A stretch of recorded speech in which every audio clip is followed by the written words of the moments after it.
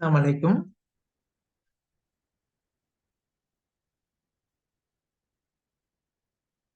அஸ்ஸலாமு அலைக்கும். வலைக்கும் அஸ்ஸலாம்.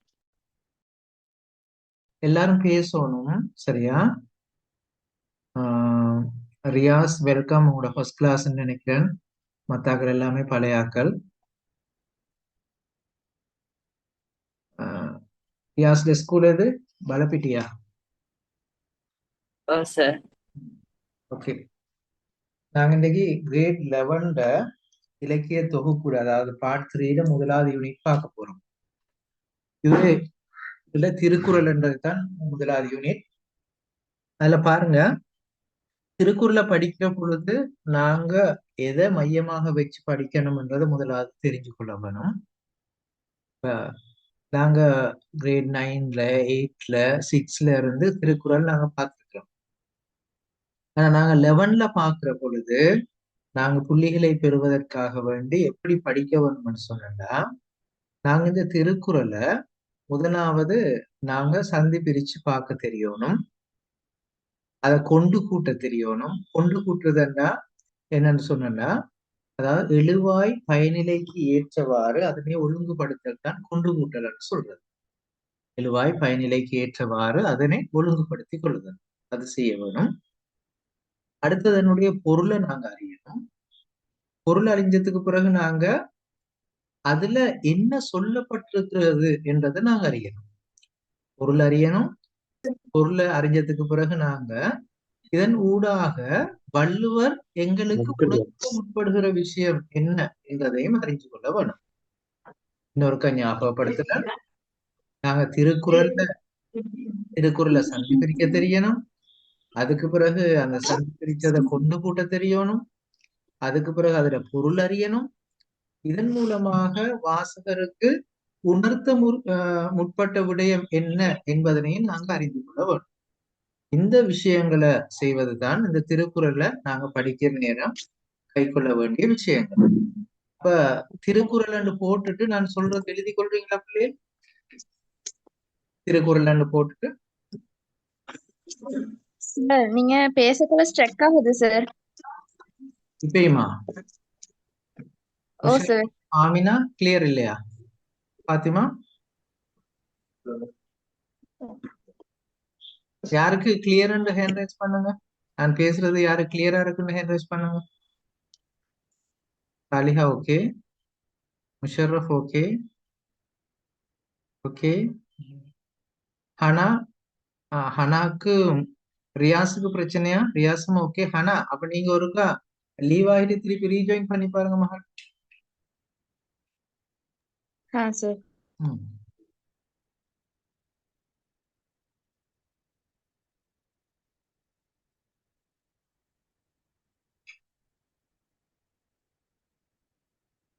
அழகு இலக்கம், அழகு இலக்கம் 10, சரியா? அழகு இலக்கம் 10.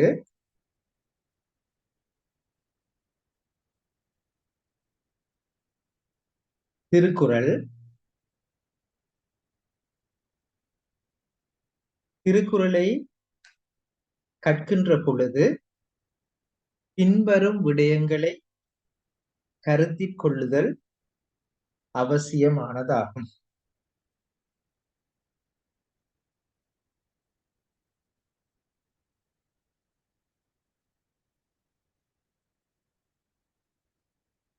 திருக்குறளை சந்தி பிரித்து உணருதல்,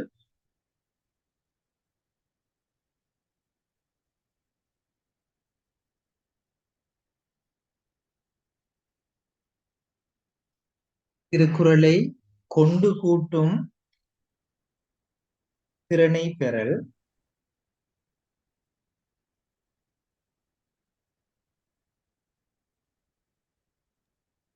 சார் ஃபர்ஸ்ட்ல சொல்லணுமா? நான் உங்களுக்கு அது வாட்ஸ்அப்ல போடுவேன் மகள். சார். பொருள் அறிதல்,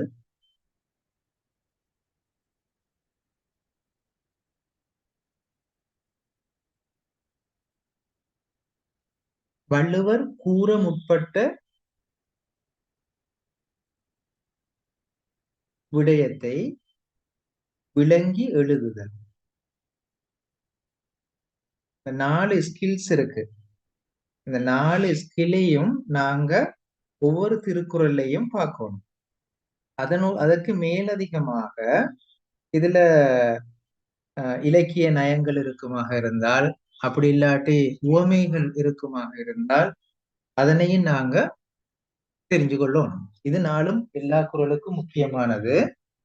அதனோட சேர்ந்து நாங்க உவமையையும் தெரிஞ்சு கொள்ள வேணும். ஓகேயா? இப்ப எழுதுங்க பிள்ளைகள். நான் உங்களுக்கு வாட்ஸ்அப் பண்ணி இருக்கிறேன். ஸ்கிரீன்ல போடுங்க எழுதுங்க.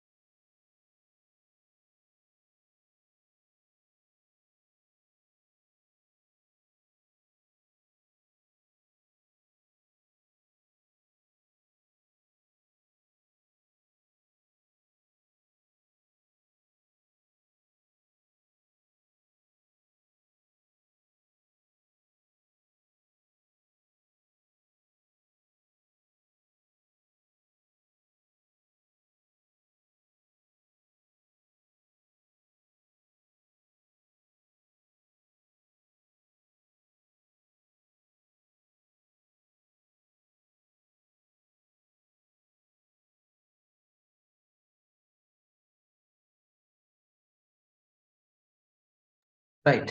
இப்ப முதலாவது குறளை பாருங்க பிள்ளைகள்.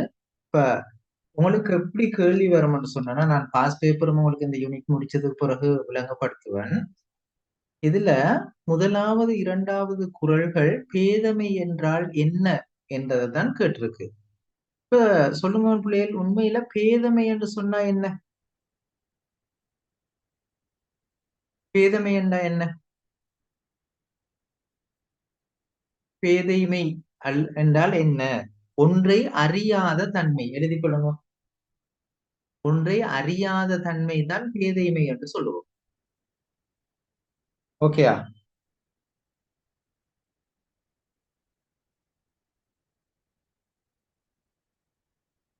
அசான் முடியட்டுமா? என்னைய சேர்த்து திருப்பி சொல்லலுமா? ஒன்றை அறியாத தன்மை, அதுதான் பேதைமை. பேதைமை என்பதன் பொருள் ஒன்றை அறியாத தன்மை, அதாவது ஒன்றும் தெரியல என்றது. அசான் முடியட்டும்.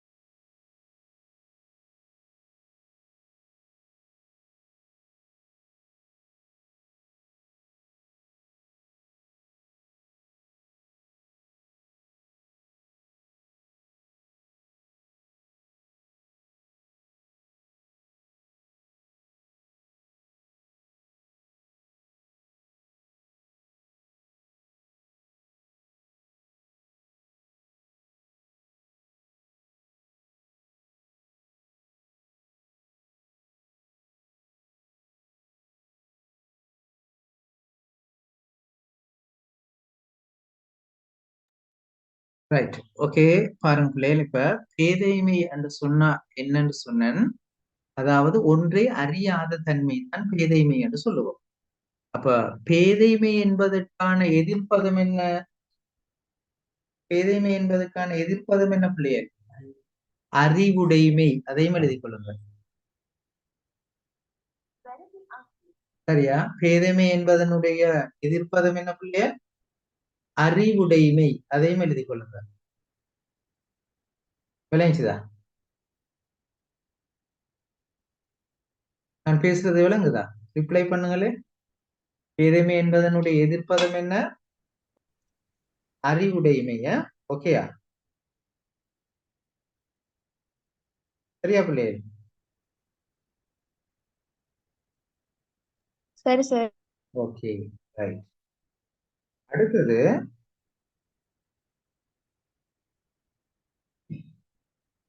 ஆஹ் இப்ப நாங்க முதலாம் இரண்டாம் குறள்கள்ல சொல்லப்பட்டிருக்கிற விஷயம் என்னன்னா, பேதைமை என்றால் என்ன, அதாவது ஒரு பேதைமை கொண்டவனுடைய இயல்பு எப்படி இருக்கும் என்றதுதான் சொல்லப்பட்டிருக்கு. பாருங்க, பேதைமை என்பது ஒன்று யாது எனில் ஏதம் கொண்டு ஊதியம் போகவிடல். அப்ப இவ்விடத்துல உங்களுக்கு தெரியாத சொற்கள் பார்ப்போமே. பேதைமை என்பது ஒன்று யாது எனில், இவ்வளவுத்துக்கும் பொருள் தெரியும் தானே. ஏதம் என்ற சொல்லும் ஊதியம் என்ற சொல்லும் தான் உங்களுக்கு தெரியாது. இது ரெண்டுக்கும் பொருள் தெரியுமானா எங்களுக்கு இந்த குறள் தெரியும். அப்ப பேதைமை என்பது ஒன்று யாது எனில் ஏதம் கொன்று ஊதியம் போகவிடல். ஏதம் என்று சொன்னா என்ன? தனக்கு தீங்கு செய்யக்கூடிய விஷயங்கள். சரியா? தனக்கு கேடு ஏற்படக்கூடிய விடயங்கள், அதுதான் ஏதம். ஏதம்னு சொன்னா என்ன பிள்ளைய? தனக்கு கேடு ஏற்படக்கூடிய விடயங்கள். ஊதியம் என்றா நன்மை தரக்கூடிய விடயங்கள். இப்ப விளைஞ்சுதா? எனக்கு சொல்லுங்க, ஏதம் என்று சொன்னா என்ன, ஊதியம் என்று சொன்னா என்னன்னு வாயை திறந்து பேசணும் எல்லாருமே. ஏதம் என்றால் என்ன, ஊதியம் என்றா என்ன? ஏதம் என்று சொன்னா சொல்லுங்க. தனக்கு கேடு தரக்கூடிய விடயங்கள். சொல்லுங்க பிள்ளைகள், வாயை திறந்து மைக் ஆன் பண்ணுங்க. ஏதம் என்று சொன்னா என்ன? தனக்கு கேடு தரக்கூடிய விடயங்கள். ஊதியம் என்று சொன்னா தனக்கு நன்மை தரக்கூடிய விடயங்கள். அப்ப இப்ப பாருங்க, ஒரு பேதமை கொண்டவருடைய இயல்பு எப்படி இருக்குமெண்டா, தனக்கு நன்மை தரக்கூடிய விஷயங்களை கைவிட்டுட்டு அவர் என்ன செய்வாரு? தனக்கு தீங்கு தரக்கூடிய விடயங்களை தான் கடைபிடிப்பார். உதாரணத்துக்கு, ஒருவர் சிகரெட் பாவிக்கிறாரு, அது அவருக்கு தீங்கு விளைவிக்கிற விஷயம் தானே. அது பேதமையினுடைய ஒரு பண்பாக நாங்க சொல்லலுமா? பேசுங்க பிள்ளைகள், மைக் ஆன் பண்ணுங்க. பாத்திமா, ஹபீபா, நாங்க சொல்லலுமா? பிள்ளைகள், இப்ப ஒருத்தர் கூடாத சில விஷயங்களை பேசுறாரு, அதனால அவருக்கு அடி விழும் என்ன, இல்லாட்டி சமூகத்துல இருந்து ஒதுக்கப்படுவார். அப்ப அவரை பேதமை கொண்டவர் நாங்க சொல்லியிருந்தாரு. தேவையில்லாத விஷயங்களை பேசுறாரு ஒருத்தர், என்ன உதாரணத்துக்கு இப்ப பழமும் வச்சிருக்கிறோம், மாங்காயும் வச்சிருக்கிறோம். இப்ப பேதமை கொண்டவர் என்ன செய்வாரு? பழத்தை எடுப்பாரா, காய எடுப்பாரா? சொல்லுங்களே. பணத்தை. பேதமை கொண்டவர் பழத்தை எடுப்பாரா? மாங்காயும் வச்சிருக்கிறோம், பழமும் வச்சிருக்கிறோம். பேதமை கொண்டவர் எதை எடுப்பாரு? காயத்தான் எடுப்பாரு. ஏன்னா அவர் தீங்கு விளைவிக்கிறது தான், கூடாதான் அவர் செலக்ட் பண்ணுவார். விளைஞ்சுதா? அவரு கூடாததை தான் செலக்ட் பண்ணுவாரு. ஆகவே இப்ப பேதமை கொண்டவருடைய இயல்பு என்னண்டா, தனக்கு, அதாவது பேதமை என்பது ஒன்று யாது எனில், பேதமை என்று சொன்னா என்னண்டா, ஏதம் கொண்டு தனக்கு தீங்கு வரக்கூடிய விஷயங்களை கை கொண்டு ஊதியம் போக விடல், தனக்கு நன்மை தரக்கூடிய விடயங்களை அவர் கைவிடுவார். பொருள் விளைஞ்சுதா இந்த குரல்ல? பொருள் விளைஞ்சுதா? ரைட்.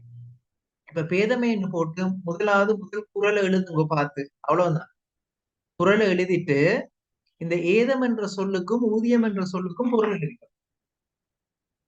விளைஞ்சுதா? ஏதம்னு சொன்னா என்ன? ஆமினா, ஏதம்ண்டா என்ன?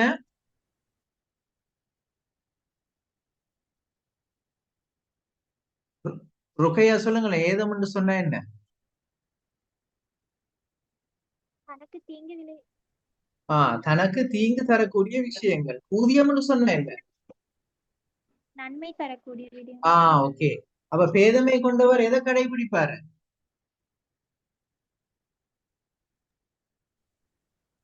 ஏதத்தையா, ஊதியத்தையா? ஏதத்தை. ஏதத்தை. Okay, good good. இப்ப முதலாவது குறளை மட்டும் இப்ப பார்த்துலதுங்க, மிச்ச விஷயத்தை நான் சொல்றேன். ஃபர்ஸ்ட் குறளை பார்த்து எழுதுங்க.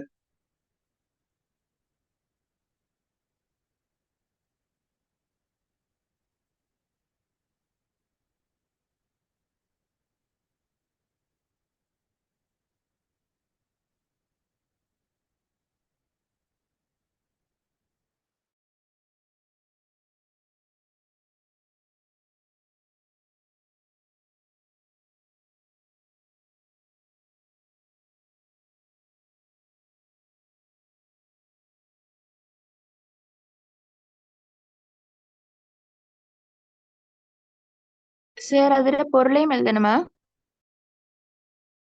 இல்ல நான் 4 ஆர்டர் தந்திருக்கிறேன் தானே. குறள் எழுதுங்களே, அதுக்கு பொருள் நான் அடுத்து சொல்றேன். குறள் எழுதிட்டு ஹேண்ட் ரைஸ் பண்ணுங்களே. சரியா? குறள் எழுதின முடிச்சாக்கள் ஹேண்ட் ரைஸ் பண்ணுங்களே.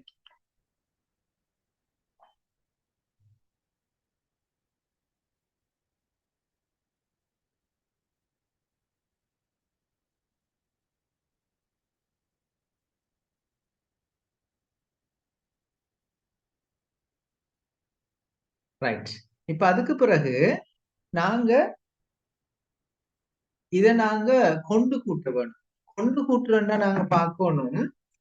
இப்ப நல்லா கவனிச்சு கொள்ளுங்க. பேதமை என்பது ஒன்று யாது எனில் ஏதம் கொண்டு ஊதியம் போக விடல். அதே ஓர்டர்ல இந்த போல்ட் பண்ணின விஷயங்கள் இருக்கான்னு பாருங்க. அங்க இருக்கிற ஓர்டர்ல இந்த போல்ட் பண்ணின விஷயங்கள் இருக்கா? பேதமை என்பது ஒன்று யாது எனில் ஏதம் கொண்டு ஊதியம் போக விடல். அதே ஓர்டர்ல தானே இருக்கு. பிள்ளைகள் விளங்குதா? நல்லா விளங்கி கொள்ளுங்க அந்த விஷயத்த. அதே ஓர்டர்ல இருக்கா இல்லையா? மேல இருக்கிற ஓர்டர்ல இங்க பொருள் சொல்லி இருக்கிறாங்களா இல்லையா? பேசுங்க பிள்ளைகள். முஷர்ரப் பேசுங்க மகன். ஓகே. அப்ப அதே ஓர்டர்ல இங்க போல்ட் பண்ணினது இருந்தா இது கொண்டு கூட்ட தேவையில்ல. ஆல்ரெடி கொண்டு கூட்டிதான் இருக்கு. கொண்டு கூட்டுறதுண்டா என்னண்டா பிள்ளைகள் விளங்கி கொள்ளுங்கோ. எழுவாய் பயனிலைக்கு ஏற்ப நாங்க ஒழுங்குபடுத்துறது. ஆகவே இது ஒழுங்குபடுத்தப்பட்டே இருக்கு. அப்ப அதுல பிரச்சனை இல்லை. ஆகவே நீங்க கொண்டு கூட்ட தேவையில்லை. இது இப்ப என்ன செய்யுங்க, பொருள் எழுதுங்க. பொருள் தெரியும் தானே இப்ப உங்களுக்கு? தெரியுமா இல்லையா? பொருள் தெரியுமா இல்லையா?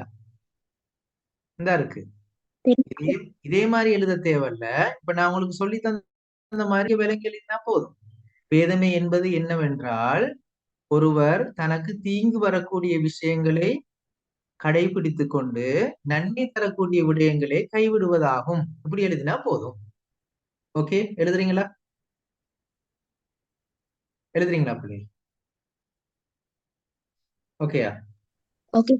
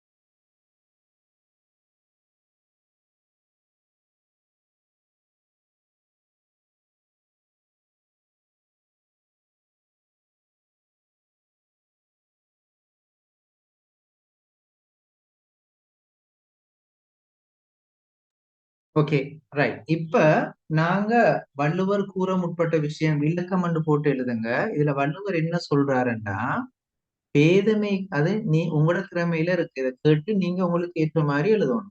நான் சொல்றால் வாசிச்சு காட்டணும். பேதமை என்பது என்னவென்றால், பேதமை கொண்ட ஒருவர் தனக்கு தீமையான விடயங்களை அவர் கடைபிடிச்சு கொண்டு தனக்கு நன்மை தரக்கூடிய விடயங்களை அவர் என்ன விட்டு விடுவார்.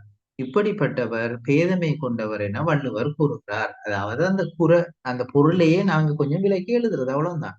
ஏழுமா? யாருக்காவது டவுட் இருக்கா? அதுல இருக்குதா?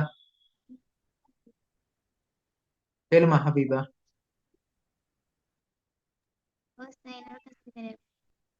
Right, எழுதுங்க.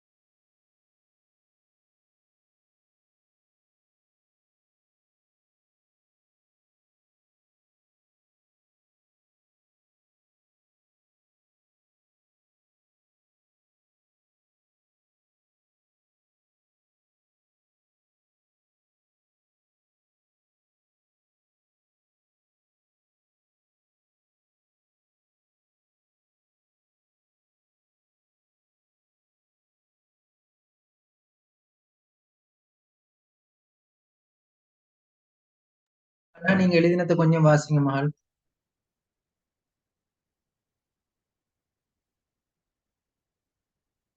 விளக்கத்தை கொஞ்சம் வாசிங்க.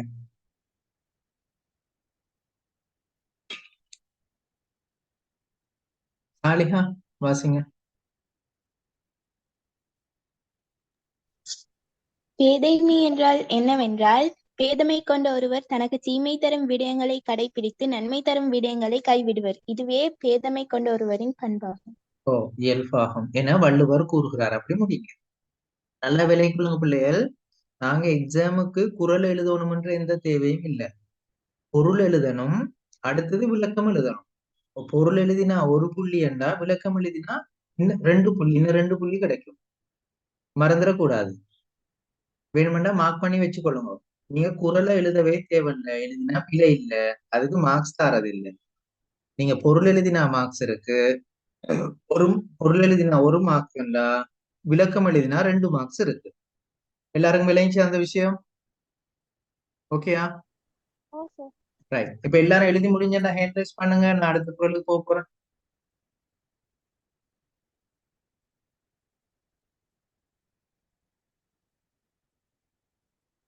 ரைட். ஹபீபா, முஷர்ரப், சஃபியா. குட். அடுத்த 2வது குறளை பாருங்க. பேதமையுள் எல்லாம் பேதமை. பேதமையுள் எல்லாம் பேதமை, காதன்மை கையல்ல தன் கண் செயல். இப்ப இதுல உங்களுக்கு தெரியாத சொல் காதன்மை என்ற சொல். பேதமையுள் எல்லாம் பேதமை, அதாவது நாங்க சொன்னமே பேதமை என்றா ஒன்று அறியாத தன்மை தானே. அந்த அறியாத தன்மையில ஆக பெரிய அறியாத தன்மை என்னன்னா பேதமையுள் எல்லாம் பேதமை. சரி, ஆக பெரிய அறியாத தன்மை என்னன்னா தனது ஒழுக்கத்துக்கு பொருந்தாத விஷயங்கள்ல ஆசை கொள்ளுதல். அப்ப காதன்மை என்று சொன்னா ஒழுக்கத்துக்கு புறம்பான விஷயங்கள், ஒழுக்கம் இல்லாத விஷயங்களை விருப்பம் கொள்றது தானாம் இருக்கின்ற பேதமையில ஆகப்பெரிய பேதமை என்று வள்ளுவர் சொல்றாரு. இன்னொருக்கா பாருங்க. பேதமையில ஆகப்பெரிய பேதமை எது பிள்ளைகள்? தனக்கு ஒழுக்கம் இல்லாத விஷயங்களை விரும்புறது. உதாரணத்துக்கு நாங்க பெரியாரமும் தேவையில்லாம பேசுறது ஒழுக்கம் இல்லாத விஷயம் தானே. அதை விரும்பினா நாங்க பேதமே கொண்டு வரோம். அப்படித்தானே? நாங்க எந்த இடத்துல எப்படி நடக்கணும்னு தெரியாம நடந்து கொள்றது ஒழுக்கமில்லா தன்மை தானே. அப்ப அப்படி நடந்து கொள்றவர் யாரு? பேதமை கொண்டவர். கிளியரா உங்களுக்கு அந்த விஷயம்? பிள்ளைகள், ரியாஸ் உங்களுக்கு விளங்குதா? ஹபீபா ஓகேயா? Sir repeat சொல்லலுமா?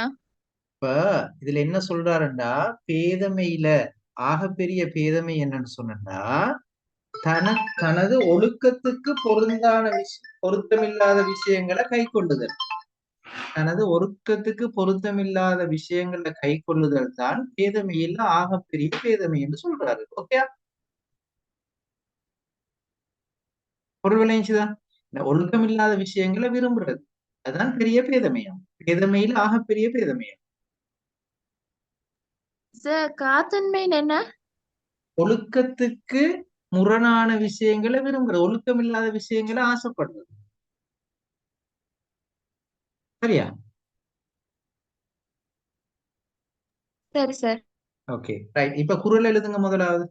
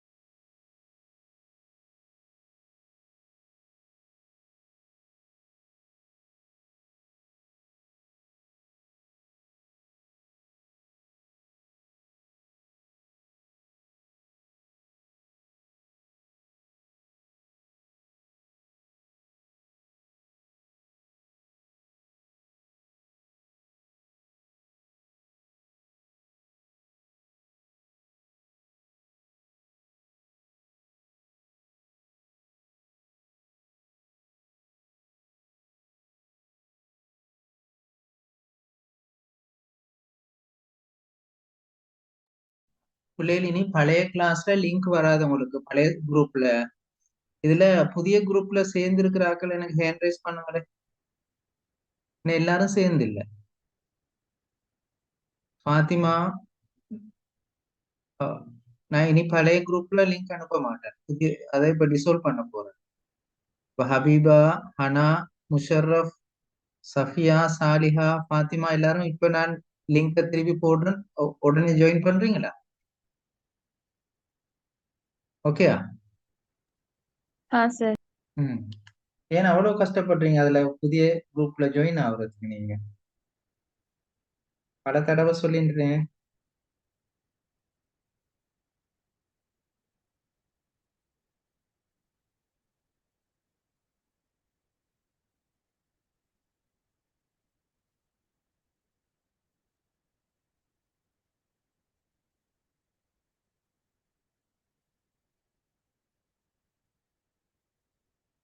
ரைட், உங்களோட பழைய குரூப்ல நான் திருப்பி லிங்க போட்டிருக்கேன்.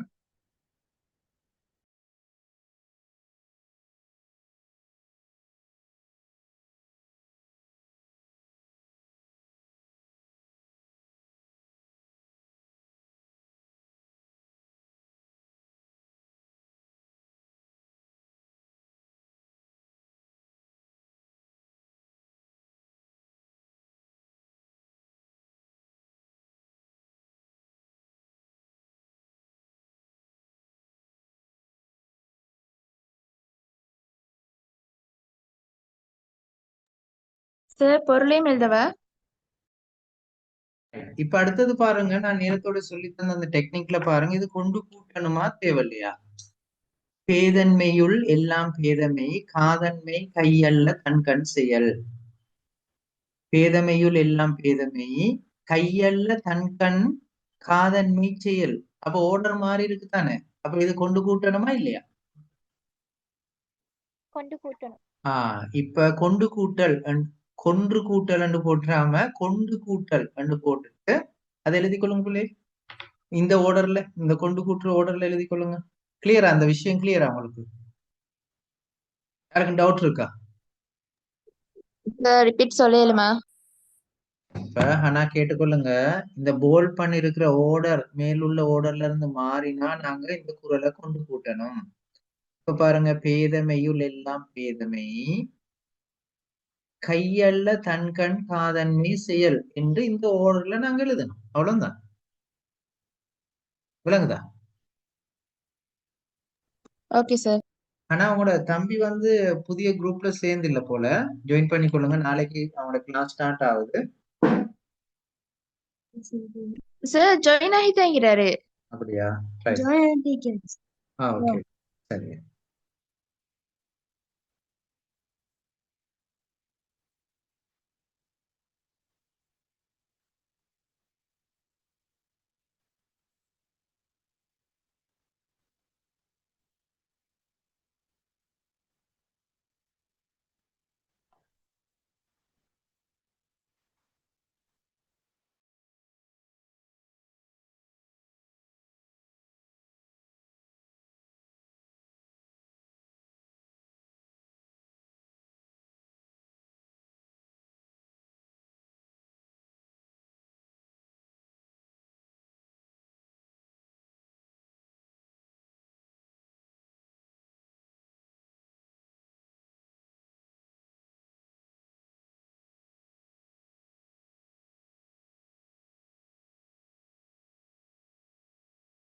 ரைட், கொண்டு கூட்டி எழுதி முடிச்சாக்கள் பாருங்க பொருள்ல. ஒருவனுக்கு பேதமை எல்லாவற்றிலும் மிக்க பேதமை என்னவென்றால் ஒழுக்கத்திற்கு பொருந்தாத விருப்பம் கொள்வதாகும். இதுதான் பொருள். அதை லேசா விளங்கி எழுதி கொள்ளுங்க. அதுக்கு ஒரு விளக்கம் நாங்க எப்படி எழுதலும்? ஆஹ் அதாவது அறிவின்மையின் பேதமையின் அறிவின்மையின் தானே. அறிவின்மையினுடைய மிகப்பெரிய அறிவின்மை என்னவென்றால் ஒருவன் தனது ஒழுக்கத்துக்கு பொருந்தாத விடயங்கள்ல விருப்பம் கொண்டு ஒழுக்கம் இல்லாத செயல்களை செய்வதாகும். ஆகவே ஒழுக்கம் இல்லாத செயல்களை செய்யக்கூடியவன் பேதமை கொண்டவன் என வள்ளுவர் கூறுகிறார். ஓகே, எழுதலுமா?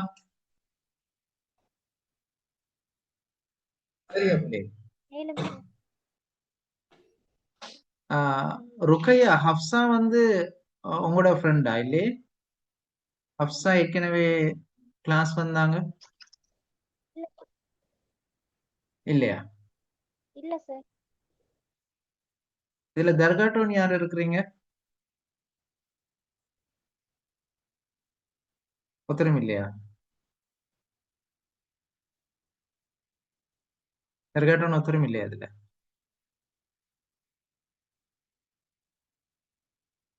ஆமினா நீங்க பத்ரியாவா? மௌனல் பத்ரியாவா? ஓ சார். ஓகே. வேற யாரும் மௌன பத்ரியா இதுல இருக்கிறீங்க? நீங்க மட்டுமா?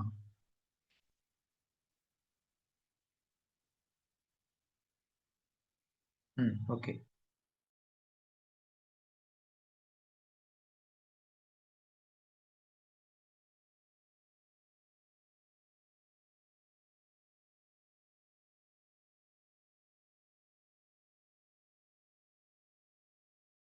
பதிரியா sir.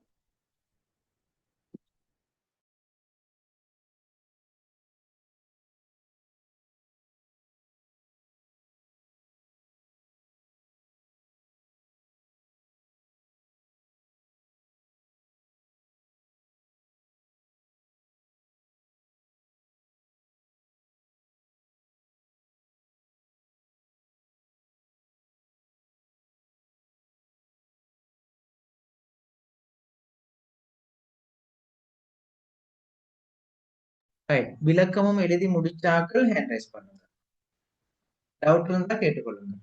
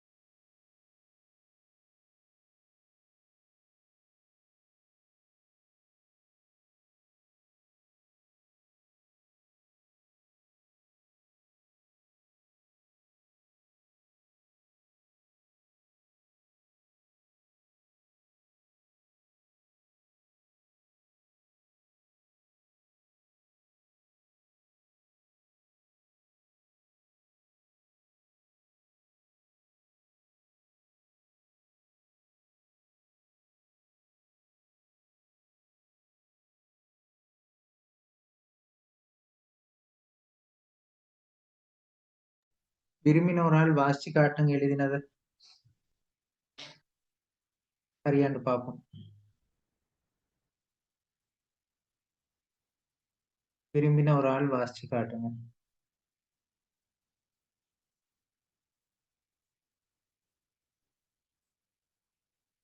Ruqayya, Musharraf,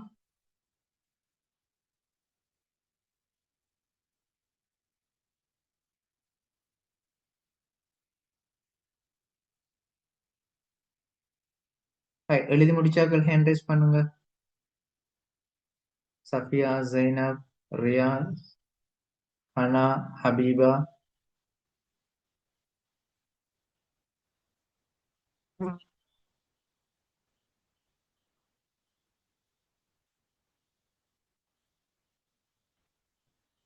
right. Habiba, Safiya okay தானே? அடுத்து பாருங்க. நாணாமை, நாடாமை, நார் இன்மை. சந்தி பிரிச்சு கொள்ளுங்க. நாணாமை, நாடாமை, நார் இன்மை, யாது ஒன்றும் பேணாமை, பேதை தொழில். ஒருக்க சொல்லுங்க பிள்ளைகள். நாணாமை, நாடாமை, நார் இன்மை, யாது ஒன்றும் பேணாமை, பேதை தொழில். ஓகேயா? விளைஞ்சுதா? ரைட். எழுதி கொள்ளுங்க. இப்ப முதலாவது குறள் எழுதுங்களே, அதுக்கப்புறம் நான் விளங்கப்படுத்துறேன்.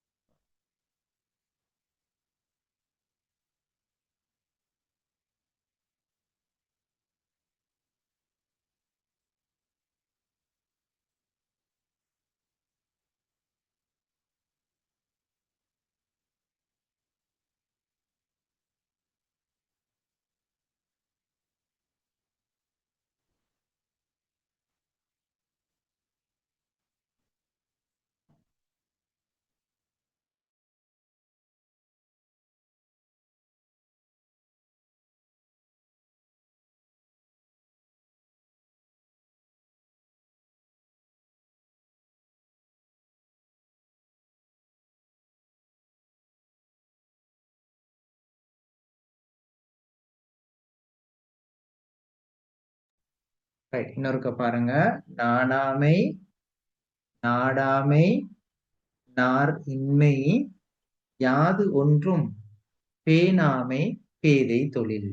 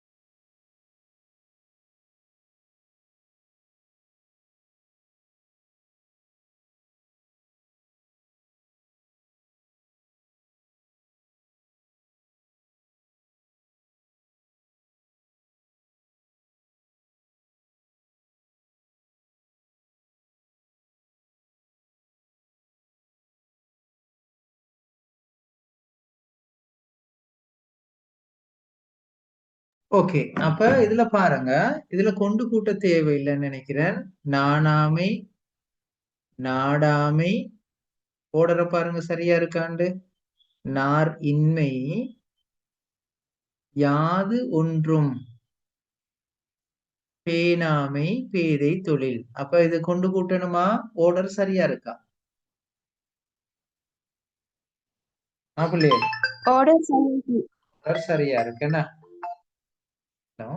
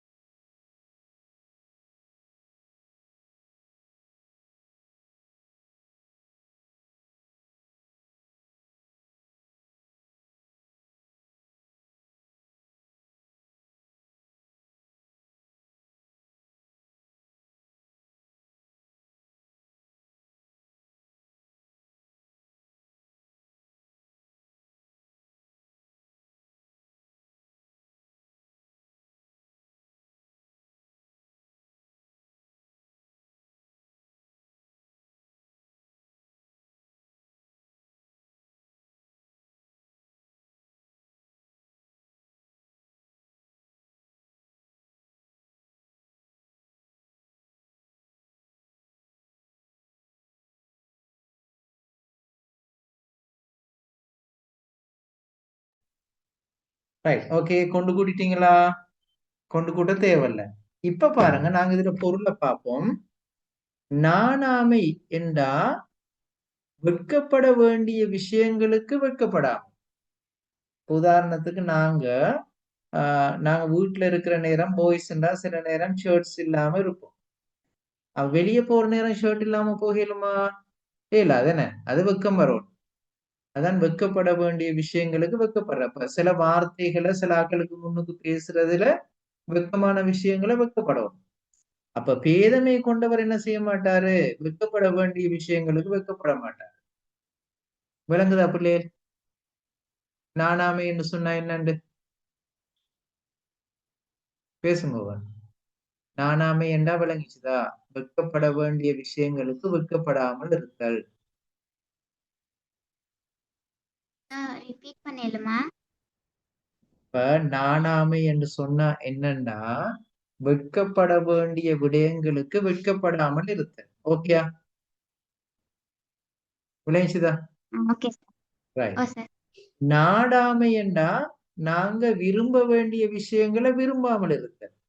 உதாரணத்துக்கு நாங்க நல்லா படிக்கணும்ன்றது நாங்க விரும்ப வேண்டிய விஷயம் தானே, அதை விரும்பாமல் இருக்கிறது. அதுதான் நாடாமை. விளங்குதா? அது ஓகேயா? ஆமினா சொல்லுங்களே. சொல்லுங்களே. ஓகேயா? நாடாமை என்ன விளைஞ்சுதான் உங்களுக்கு? Sir repeat சொல்லலுமா? நாணாமை என்று சொன்னா வெட்கப்பட வேண்டிய விஷயங்களுக்கு வெட்கப்படாமல் இருத்தல். அது ஓகேயா முஷர்ரப்? Okay sir. ரைட். நாடாமை என்றா விரும்ப வேண்டிய விஷயங்களை விரும்பாமல் இருக்கிறது. இப்ப எங்களுக்கு தேவையான விஷயங்கள் நாங்க விரும்பணும் தானே, அதை நாங்க விரும்பாம இருக்கிறது. அதுவும் பேதமையிட தொழில். நாரின்மை என்றா யார் மீதும் அன்பு இல்லாம இருக்கிறது. நாரண்டா அன்பு. ஞாபகம் வச்சுக்கணும். நாரண்டு சொன்னா அன்பு, நானண்டா வெட்கம். ரைட். அப்ப பாருங்க, பேதையினுடைய தொழில் என்னன்னு சொன்னா, அதாவது அவங்களுடைய இயல்பு என்னன்னா, வெட்கப்பட வேண்டிய விஷயங்களுக்கு வெட்கப்பட மாட்டாங்க, தனக்கு தேவையான விஷயங்களை விரும்ப மாட்டாங்க, அன்பு இல்லாமல் இருப்பாங்க, யாதொன்றும் பேணாமை, ஒன்றுமே கணக்கில்லை அவங்களுக்கு, சும்மா இருப்பாங்க, எதை ஒன்றையும் மைண்ட்ல எடுக்க மாட்டாங்க, சும்மா இருக்கிறது தெரியுமா? அதுதான் பேதையினுடைய தொழில். அப்ப 4 விஷயம் சொல்றாரு. பேதையினுடைய தொழில்கள் எத்தனை சொல்லப்பட்டிருக்கு? 4. ஒன்று வெட்கப்பட வேண்டிய விஷயங்களுக்கு வெட்கப்பட மாட்டாரு, தான் விரும்ப வேண்டிய விஷயங்களை விரும்ப மாட்டாரு, அவர்கிட்ட அன்பு இருக்காது, எது ஒன்றையும் அவர் தேவைப்படுத்தி செய்ய மாட்டார். இதுதான் பேதையினுடைய தொழில். இது பொருள் எழுதுறீங்க. அப்ப இதுல விளக்கம் எப்படி எழுத போறீங்க? பேதமை கொண்டவர் வெட்கப்பட வேண்டிய விடயங்களுக்கு வெட்கப்படாமல் இருப்பார், தான் விரும்பி நடக்க வேண்டிய விஷயங்களை விரும்பாமல் இருப்பார், யார் மீதும் அன்பு காட்ட மாட்டாரு. அது தாய் தந்தை மீதும் யார் மீதும் அன்பு காட்ட மாட்டாரு. எதை ஒன்றையும் விரும்பி அவர் செயற்படுத்த மாட்டார். இவர் இப்படிப்பட்டவர் பேதமை கொண்டவர். அவருடைய தொழில் இதுதான். அவருடைய செயற்பாடு இப்படித்தான் இருக்கும் என்று வள்ளுவர் கூறுகிறார். பொருளும் விளக்கமும் எழுதலுமா? எழுமா பிள்ளை? பொருளும் விளக்கமும் எழுதலுமா? ஏலம் சார். ம். ஏலும்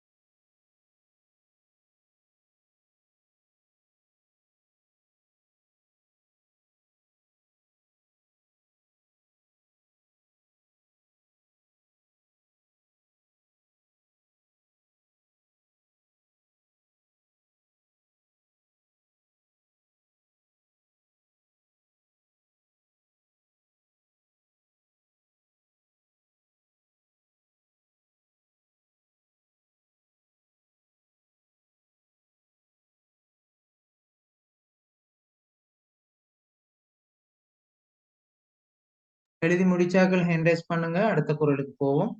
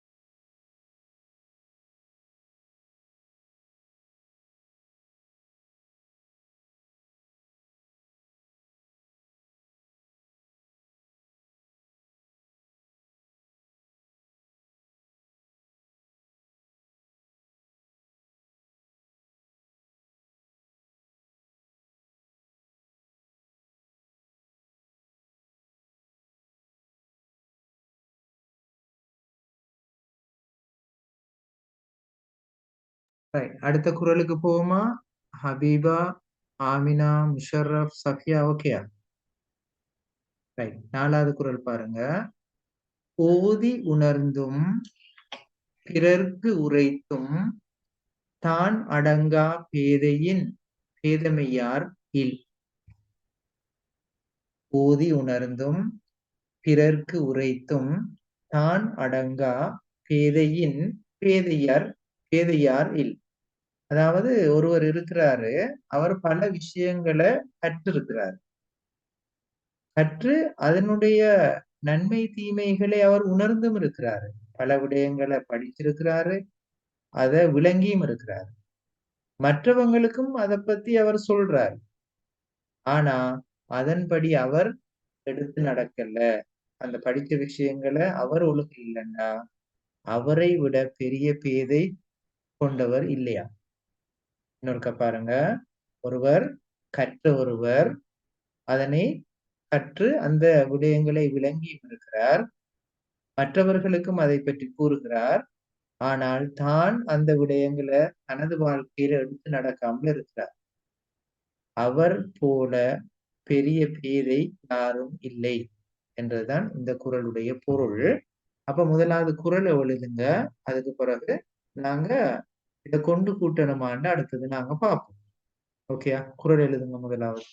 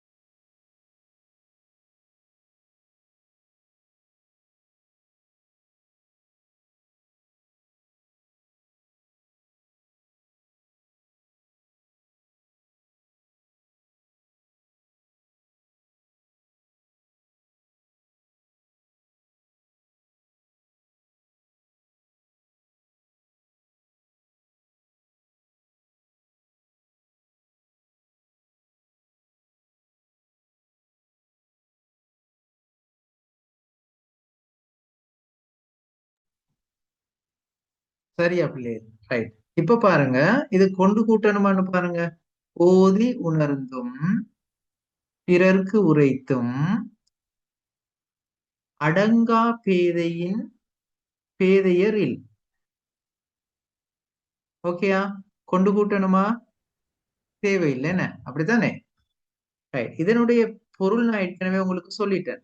நூல்களை ஓதியும் அவற்றின் பொருளை உணர்ந்தும் இருக்கிறார், பிறருக்கு எடுத்து சொல்லியும் இருக்கிறார், அவர் அந்த நெறியில நடக்காமல் ஒழுகாமல் இருக்கிறார். அவர் போல வேறு பேதை இல்லை என்று சொல்றாரு. அப்ப இதன் மூலம் வள்ளுவர் எங்களுக்கு சொல்ல முற்படுற விஷயம் என்ன? ஒரு விடயத்தை கற்றுணர்ந்து மற்றவர்களுக்கு அதை சொன்னால் நாங்களும் அதன்படி ஒழுக வேணும். அவ்வாறு ஒழுகாமல் இருப்பது பேதமைக்குரிய குற்றமாகும் என்று சொல்றாரு. ஓகேயா? விளைஞ்சுதா பிள்ளைகள்? விளைஞ்சுதா? விளக்கம் விளைஞ்சுதா? ரைட். எழுதுங்க அப்ப. மற்றது பிள்ளைகள் யாரும் எந்த ஒரு கிளாஸையும் கட் பண்ணக்கூடாது. பேப்பர் கிளாஸையும் கட் பண்ணக்கூடாது, தியரி கிளாஸையும் கட் பண்ணக்கூடாது. மற்றது ஞாபகப்படுத்தி இருக்கவும் வைக்க வேணாம். சரியா டைமுக்கு. இப்ப நான் கிளாஸ் இல்லாட்டி ஆல்ரெடி நான் உங்களுக்கு அறிவிச்சிருவேன். பெரும்பாலும் கிளாஸ் இருக்காது. ஏதாவது பவர் கட் நடந்தாலே ஒழிய கிளாஸ் அந்தந்த டைமுக்கு நடக்கும். அப்ப உங்களுக்கு நல்லா ஞாபகம் வச்சுக்கொள்ளணும். உங்களோட கிளாஸ் டைம் வியாழன் 7 மணி, வெள்ளி 7 மணி. ஆக லேசு தானே, எந்த கஷ்டமும் இல்லை. மறந்துடக்கூடாது. யாருக்காவது ஒரு நாளைக்கு வர கிடைக்கலன்னா ஆல்ரெடி குரூப்ல மெசேஜ் பண்ணணும், எனக்கு இன்றைக்கு வர கிடைக்காது, ரெக்கார்டிங் தாங்க. ஏன்னா நீங்க கிரேட் 11 வந்துட்டீங்க. அப்ப நான் உங்களை சரியான முறையில கொண்டு சேர்க்க வேண்டியது என்ற பொறுப்பு. ஆகவே யாரும் டைம் மிஸ் பண்ண கூடாது. ஓகேயா? சரி என்று சொல்றாங்க, ஹேண்ட் ரைஸ் பண்ணுங்க.